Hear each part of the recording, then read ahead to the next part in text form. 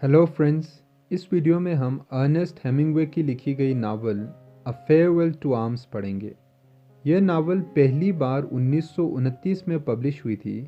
इसका नैरेटर एक American lieutenant Frederick Henry है जो इटालियन आर्मी में एम्बुलेंस के साथ है। इस नावल में लव और वार के थीम्स शाना बशाना चलते हैं। सबसे पहले टाइटल देखें, a farewell to arms. Farewell का मतलब है अलविदा कहना और आर्म्स के दो मानी निकल आते हैं। एक तो आर्म्स बाहों को भी कहते हैं और दूसरा हथियार को भी। तो यहाँ पे जू मानी है। फेयरवेल टू आर्म्स का मतलब ये भी हो सकता है कि हथियारों को अलविदा कहना, या ये भी हो सकता है कि बाहों को अलविदा कहना मोहब्बत के सेंस में। वैसे भी इस नावल में मोहब्बत का भी थीम है और जंग का भी थीम है, हथियारों का भी थीम है। चलें समरी शुरू करते हैं। उस साल के गर्मियों के अवाखिर में नैरेटर और बाकी सब एक गांव के किसी घर में रह रहे थे जहां से दरिया, मैदान और उससे आगे पहाड़ नजर आते थे। घर के सामने से फौजी दस्ते धूल उड़ाते हुए जाते थे। मैदान में हर तरह की फसलें थीं और बाग थे। मैदान से आगे पहाड़ बंजर थे और उन पर कोई सब्जा न था। पहाड़ों में लड़ाई हो रही थी और रात के वक्त गोलाबारी के शोले नजर आते थे। बाज़ औक़ात रात के वक्त फौजी दस्ते मकान के सामने से गुजरते थे और मशीन गन के ले जाने की आवाज़ भी आती थी। फिर ख़ज़ां का मौसम आया और साथ ही बारिश भी आई। दरख्तों के पत्ते जड़ गए और शाखें नंगे हो गए। दरिया के ऊपर धुंध था और पहाड़ों पर बादल। ट्रक सड़क पर कीचड़ उछालते हुए जाते थे और फौजी दस्ते भीगे हुए और कीचड़ से लदे हुए होते थे। कभी कभार बादशाह कार में सफ़र करता हुआ नज़र आता था। वो हालात का जायज़ा लेने के लिए जाता था और हालात बहुत ख़राब थे। मौसम सरमा के शुरू में लगातार बारिश होती रही और बारिश के साथ कोलेरा आया जिससे बहुत सारे सिपाहियों की जान चली गई।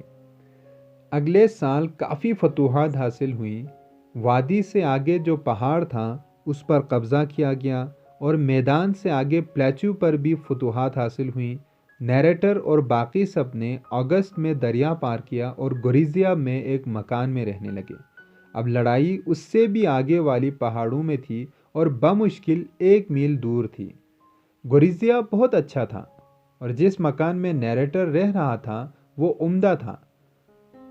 कस्बे में 2 ब्रॉथल्स यानी तवाइफ खाने थे, एक सिपाहियों के लिए और दूसरा अफसरों के लिए था।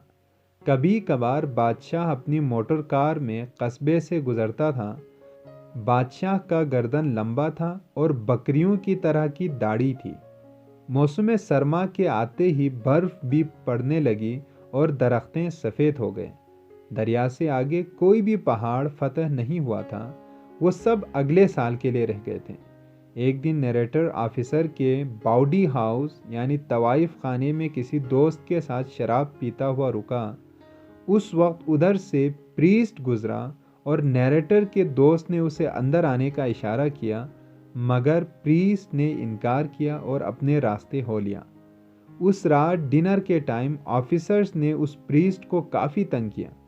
दर हकीकत वो प्रीस्ट अक्सर ऑफिसर्स के मजाक का निशाना बनता था, ख़ास तौर पर कैप्टन के।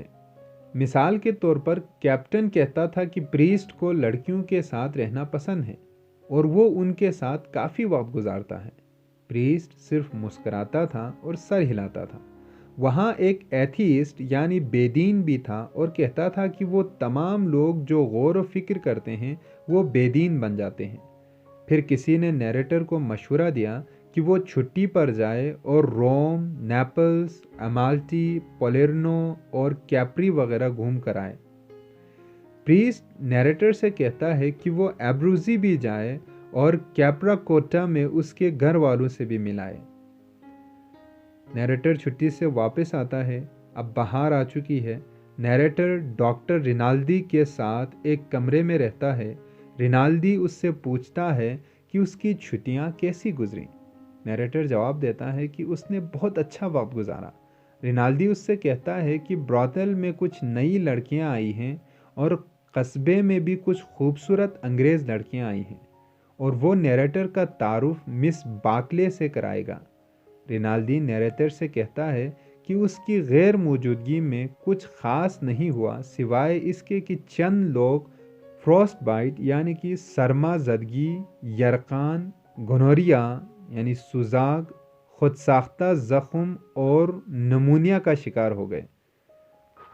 اس رات میس میں نیریٹر پریسٹ کے ساتھ بیٹھتا ہے اور پریسٹ کو یہ جان کر مایوسی ہوتی ہے کہ نیریٹر ایبروزی نہیں گیا۔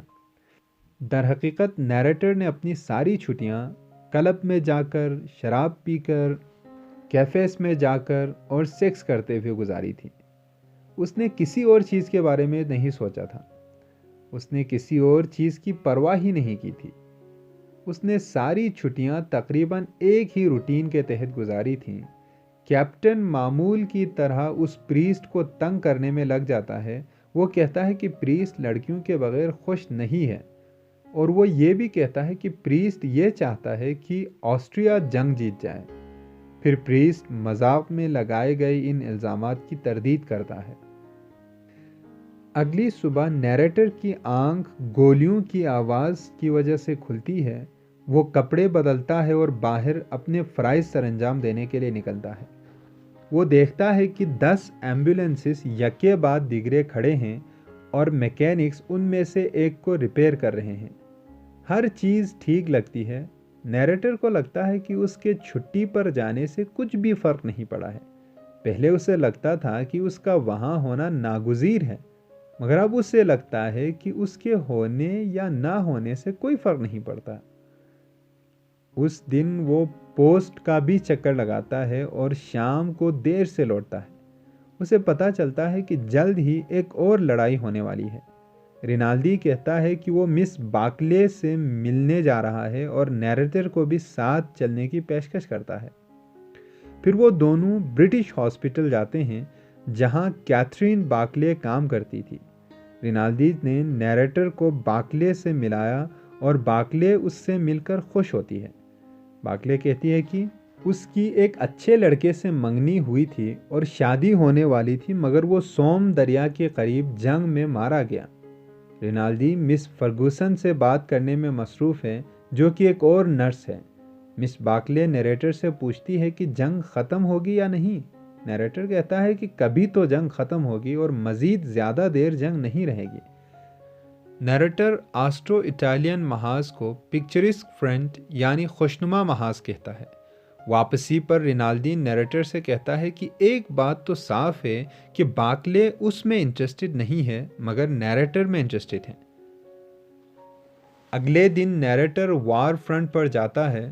وہ دیکھتا ہے کہ اٹلی کے سارے فوجی مورچوں میں ہیں۔ وہ خاردار تار کے دوسری اور آسٹریا کے فوجیوں پر نگاہ دوڑاتا ہے۔ آسٹریا کے خندق دوسری جانب پہاڑی کی طرف اونچی جگہ پر تھے، اٹلی کے مورچوں سے کچھ ہی دور۔ نئی چوڑی سڑک مکمل کی جا رہی تھی جس نے پہاڑ پر سے گزرتا ہوا ٹیڑھا میڑھا ہوتا ہوا دریا تک جانا تھا۔ اس سڑک کے مکمل ہونے پر اٹلی نے حملہ شروع کرنا تھا۔ جب نیریٹر گاڑی میں واپس آ رہا ہوتا ہے تو سڑک پر ایک دھماکہ ہوتا ہے اور یکے بعد دیگرے 3 اور دھماکے ہوتے ہیں، تاہم نیریٹر باحفاظت گوریزیا میں اپنی رہائش گاہ تک پہنچ جاتا ہے۔ سپہر کو نیریٹر باکلے سے ملنے جاتا ہے، مگر اسے بتایا جاتا ہے کہ وہ ڈیوٹی پر ہے۔ آخر کار ڈنر کے بعد اسے باکلے سے ملنے کا موقع مل ہی جاتا ہے۔ شام ہو جاتی ہے۔ نیریٹر کو باکلے بہت خوبصورت لگتا ہے۔ وہ باکلے کا ہاتھ تھامتا ہے، مگر باکلے کوئی اعتراض نہیں کرتی۔ پھر وہ اسے چومنے کے لیے تھوڑا سا آگے جھکتا ہے، مگر باکلے فوراً ہی اسے تھپڑ مارتی ہے۔ نیریٹر اس سے بہت فری ہونے کے لیے معافی مانگتا ہے۔ جلد ہی باکلے کا غصہ ٹھنڈا ہو جاتا ہے۔ پھر وہ اس سے کہتی ہے کہ نیریٹر اس کے لیے بہت عزیز ہے اور اسے کس پر کوئی اعتراض نہیں ہے۔ نیریٹر نے موقع کا فائدہ اٹھایا اور باکلے کو کس کیا اور زور سے اسے گلے لگا لیا۔ باکلے نے اسے ڈارلنگ کہا اور اس سے پوچھا کہ کیا وہ اس کے ساتھ اچھا رہے گا۔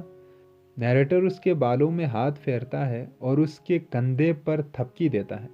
बाकले रोने लगती है और उसे मोहब्बत भरी निगाहों से देखती है। फिर वो जुदा होते हैं और नैरेटर वापस अपने विला पर आता है जहां रिनाल्डी उसका इंतज़ार कर रहा है। नैरेटर वापस अपने बंगले पर आता है जहां रिनाल्डी उसका इंतज़ार कर रहा है। इस चैप्टर में हमें यह पता चलता है कि जंग इटली और ऑस्ट्रिया के दरमियान है।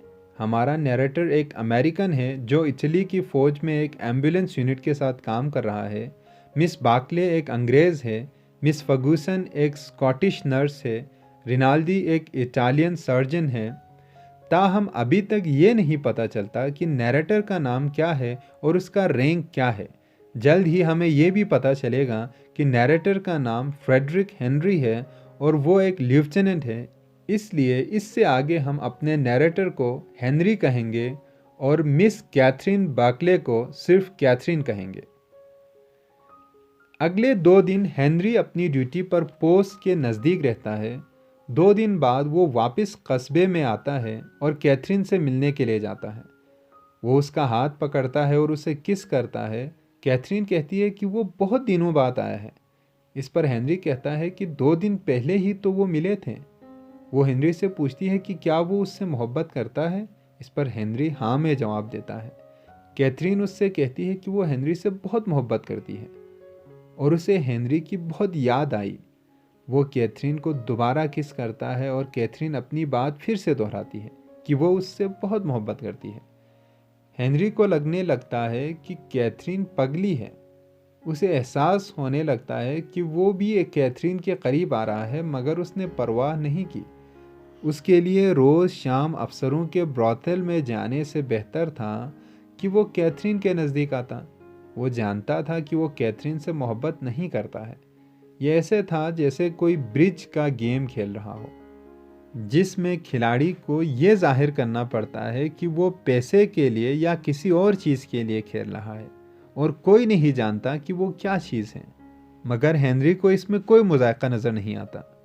कैथरीन उससे कहती है कि वो एक अच्छा लड़का है, मगर वो ये भी कहती है कि हेनरी उससे मोहब्बत नहीं करता है और झूठा दावा कर रहा है और उसे ऐसा करने की ज़रूरत नहीं है। मगर वो यकीन दिलाता है कि वो कैथरीन से बहुत मोहब्बत करता है।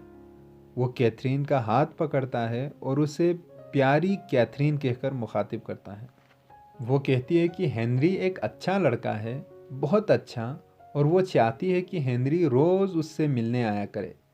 फिर वो चली जाती है और हेनरी अपने बंगले में रिनाल्डी के पास वापस आता है।